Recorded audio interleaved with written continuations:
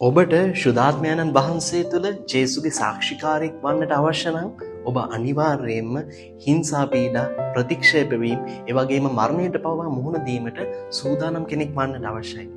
අද සුභාරංචිය තුළ අපි දකිනවා ක්‍රිස්තුස් වහන්සේ තමන්ගේ ශ්‍රාවකයින්ට කියනවා සත්‍යතාවේ ආත්මයන්න් පැමිණි කල උන්වහන්සේ මාගේ සාක්ෂිකාරයා වෙනවයි කියලා. ඒ වගේම උන්වහන්සේ උන්ට කියනවා ඔබ අධෛර්යමත් වන්නට එපා.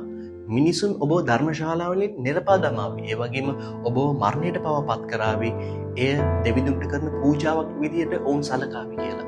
මදබර ප්‍රේමවන්තේනි, අද අපිට කවුරුත් ගල් ගන්න මරණයට පත් කරන්නේ නැහැ. නමුත් අපි ක්‍රිස්තුස් වහන්සේට සාක්ෂි දරද්දී අපි ඉගෙන ගන්න ස්ථානේ, අපි වැඩ කරන ස්ථානේ, අපි ව්‍යාපාර කරන ස්ථානේ නිරන්තරයෙන්ම ප්‍රතික්ෂේප වලට ලක්වීම වලට, ඒ වගේම ජනප්‍රියතාවයේ අඩුවීම වලට අපිව ලක් වෙන්නට පුළුවන්.